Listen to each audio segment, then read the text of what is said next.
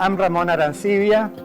I'm a MU Extension field specialist in horticulture. I've been here in Missouri for 3 years. I was before in Virginia, before that in Mississippi, before that in the Virgin Islands, and before that in Louisiana, and before that in California, and before that in Chile, where I'm from. We're going to present here a study that we have a grant from the Department of Agriculture, the Missouri Department of Agriculture.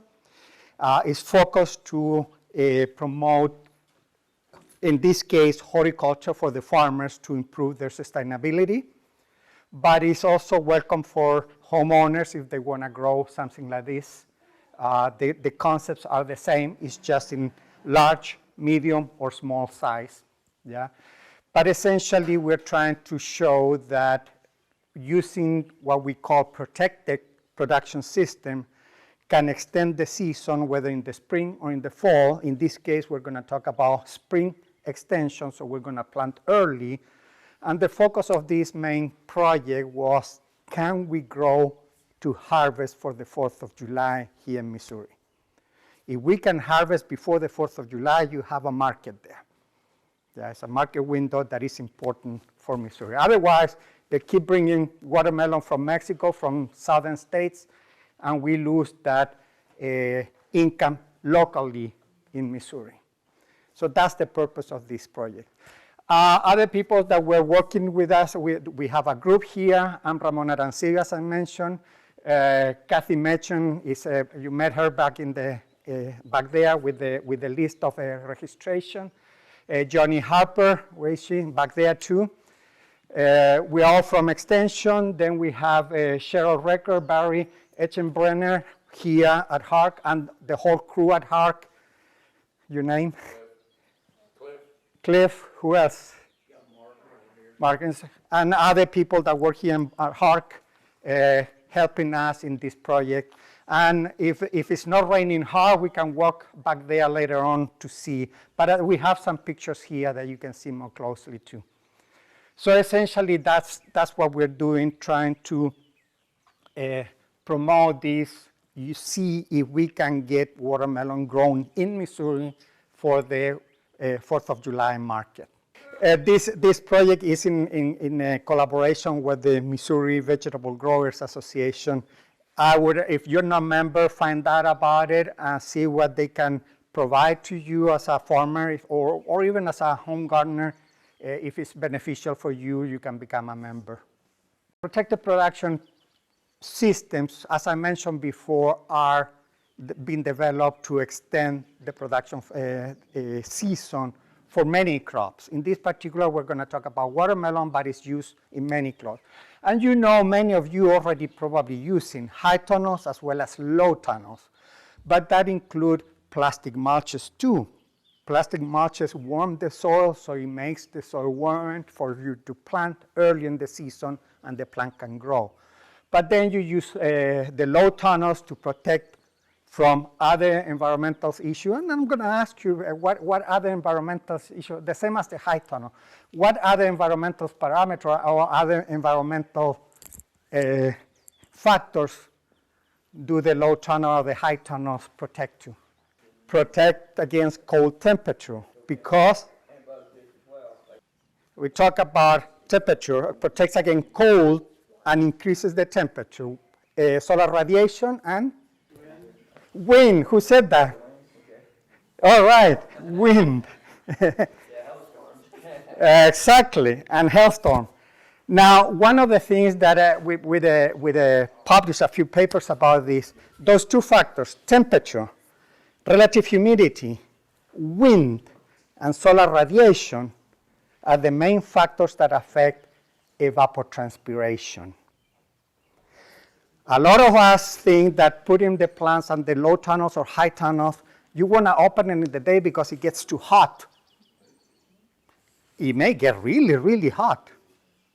I measure under the low tunnel. In the high tunnels, it's a little different. Under the low tunnel, I have measured 120 degrees without opening. It didn't do anything to the plant vegetatively. The flowers may be affected, but vegetative growth have no problem. In the high tunnel, it's a little different. It gets, because the main thing is the road covers at those posts, the remade type, they don't condensate much water, and if they do, evaporates right away in the morning. In the high tunnels, that condensation drops into the plants and burn them. If the foliage touch the water condensated inside, it suffocates and it will get rot. It will decay. That doesn't happen with the low tunnels when you use the remade type, that porous, breathable type of fabric. If you use plastic film, you're going to have the same problem. It's going to condensate water. If the foliage touches, it's going to rot. Not with the remade type of a road cover. So that's one of the things that we have shown. You are better off, even with the high tunnel, as I say, I have measured, I did this about 20 years ago in Louisiana, much hotter, much more humid. Watermelons grew vegetatively with no problem, 120 degrees. But you have to open it for pollination. Once you open it, you leave it open for pollination, and it will be ready for bees or insects to come and pollinate the flowers. And you can keep growing as normal. So that's one of the things that I want to show you, that don't be afraid of using row covers, even if it's hot inside, except when there is flowering and fruit set. Well, anyway, that's the spoon bonded row cover. That's the one that I'm talking about, the fabric that is breathable. But in general, high tunnels covered with film. The problem is that condensation, if it touches the foliage, is going to be affected. So the objective of this particular project was to see if we can grow early enough watermelons for the 4th of July market.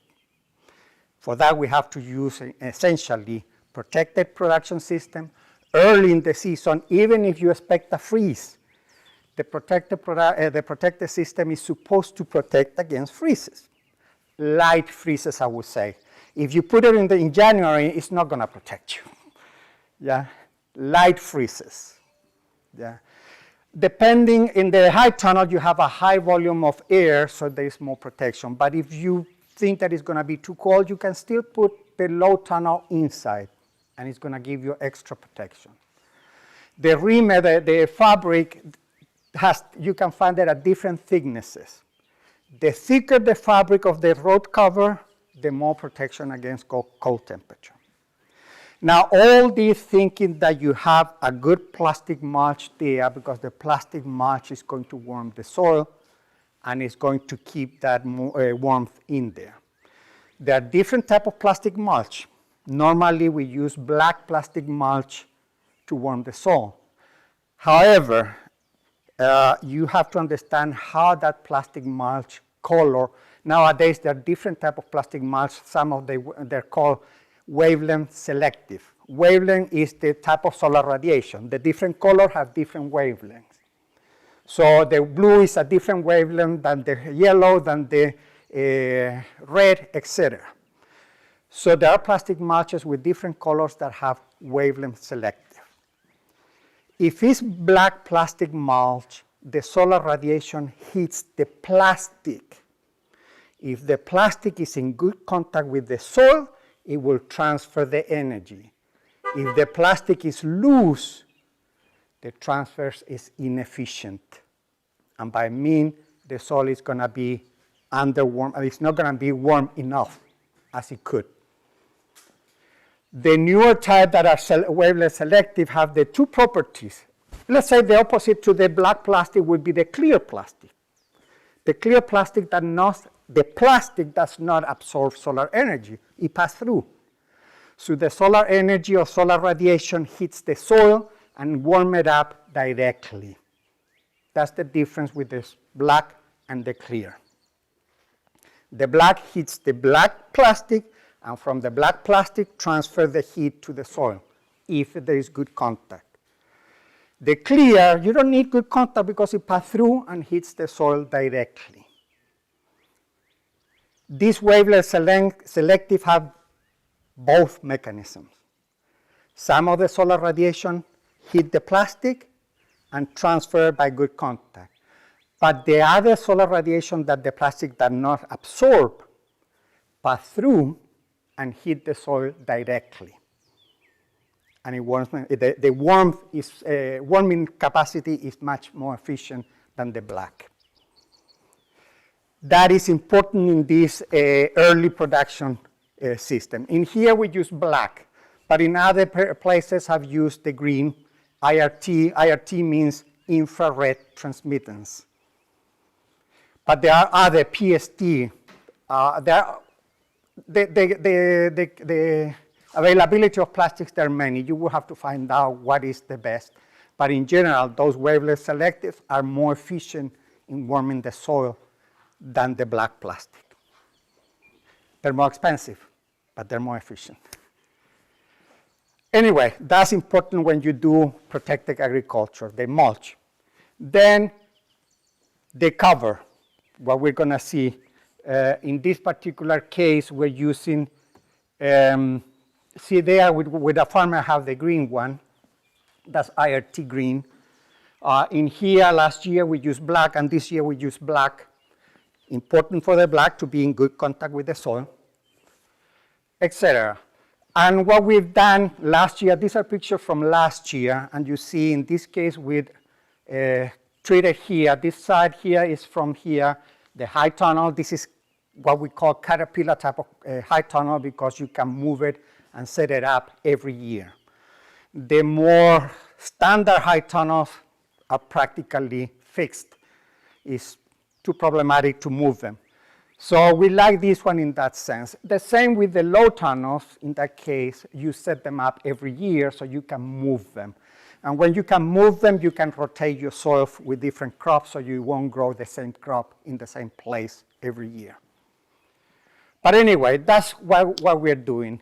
With this farmer, we did just the low tunnel and the open. In here, we did the 3 treatment, high tunnel, low tunnel, and open without protection. With the plastic, but open without protection on the top. The other important factor to come up early is the variety. If you want to grow a large melon, you're not going to get to the 4th of July early enough. It takes too long. So it's important to select a variety that is early. They're small, kind of the individual type of watermelon, small, but they're early. So you will have enough time to get to the 4th of July. And that's why we picked the yellow doll. Yeah.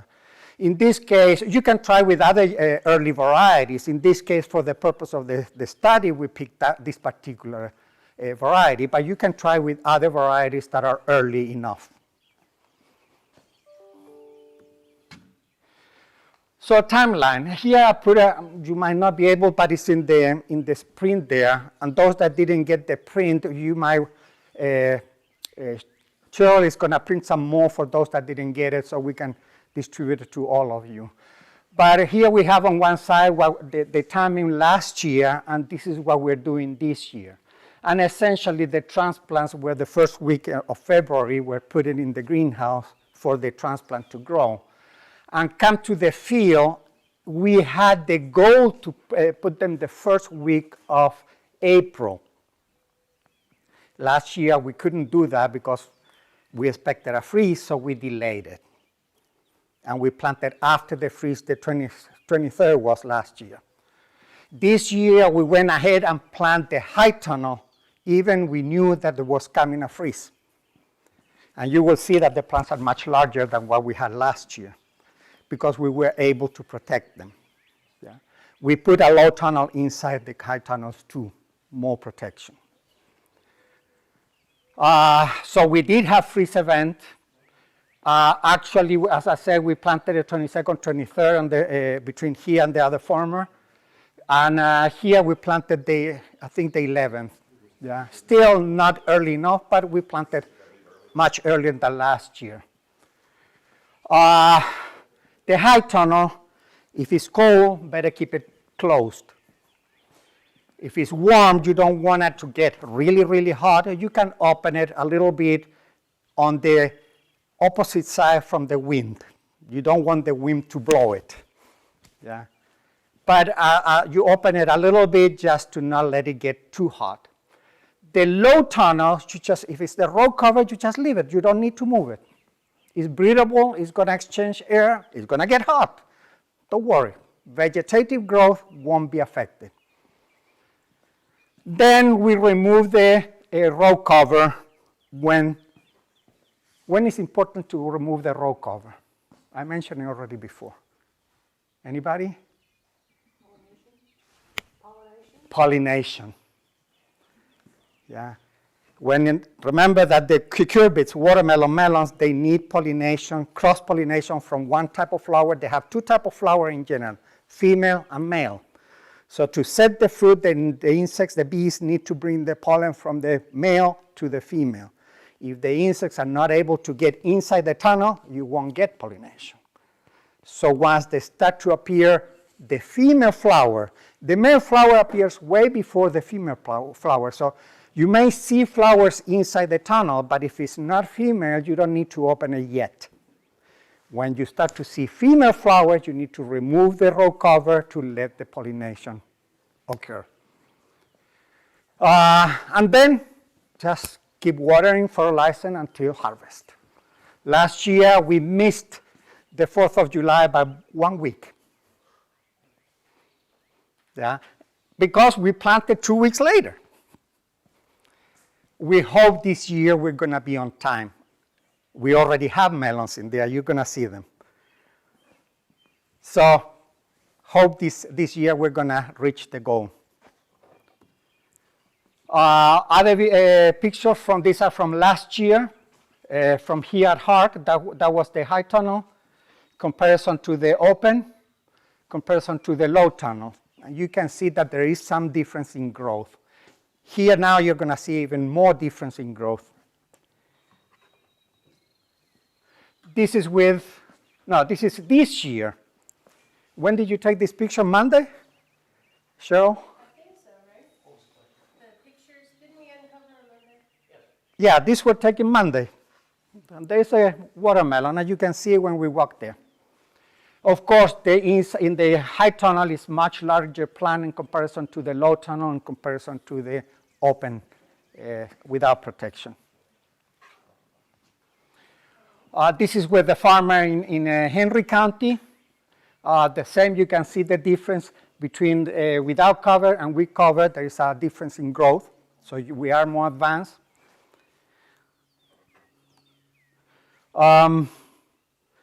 This is this year. These are the other two farmers that I have been working Mennonites in Vernon County. One has a big high tunnel full of watermelon already. So you see that it's completely covered already. I took this on Monday. This is another farmer there. These were on the low tunnel. Took this one on Monday too. So they're very advanced by this time of the year. That's what it does growing under protected culture. These are temperatures that we took last year here. You're gonna see some data loggers, some white posted there. I think the pictures were showing them too. So we measure some of the temperature here. The important part is you see the maximum. In this case here, we were able to get to 110 and we still have melon. In the minimum temperature, there was a time that we were close to freezing, but there was no problem. We didn't get the freeze last year.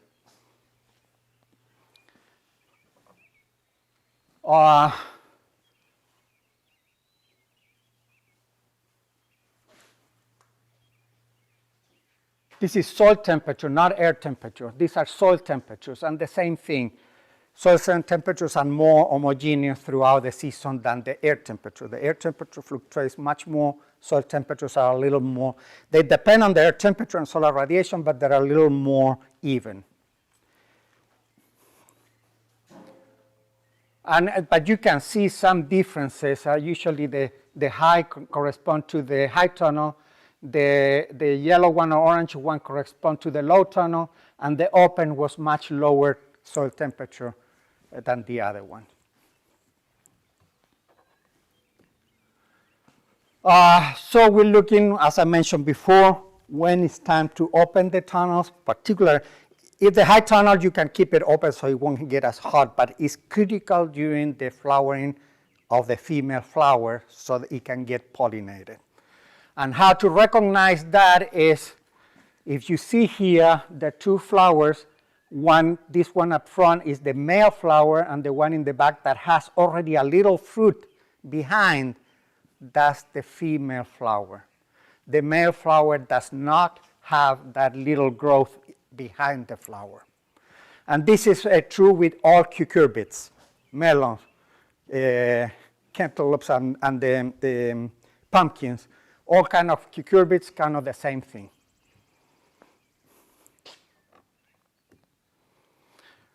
So fruit set and growth, one thing that you have to consider, once the high tunnel, the early growth start to produce fruit, the plant is going to start to send nutrients to the fruit. So it cannot slow down in the growth, and the open field catch up with it in growth, vegetative growth. But when the open field also start to produce fruit, it's kind of slowed down, but you already have the whole field covered. The important part is that you set the fruit before when they've been covered with row cover or high tunnel.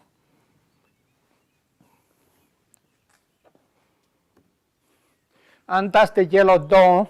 It's a seeded one, but there are some that are seedless.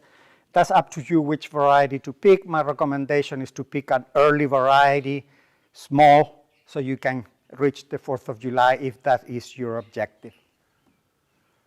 As I said before, we missed for 1 week in the high tunnel only. We were able to harvest a few ones before 1 week after the 4th of July, and then 2 weeks, most of the harvest was done 2 weeks after the 4th of July.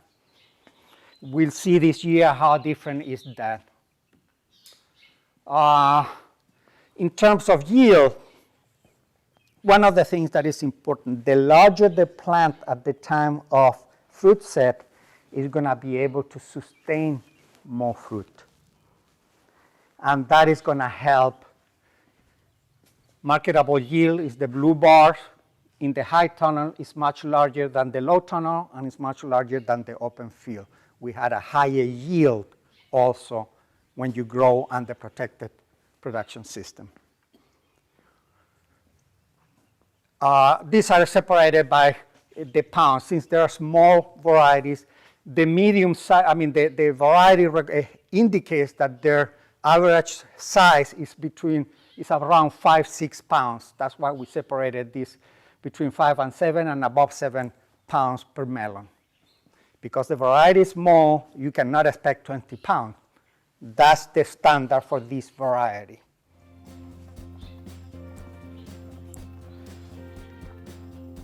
In summary, there is potential to grow watermelon for the 4th of July market here in Missouri. Of course, if you go north from here, your chances are a little less. If you go south from here, chances are a little higher. Yeah, so that depends where you are. You have to know your temperature. You have to know your climate in your region. Use more early varieties, and recommendation is plant the first week of April and protect them.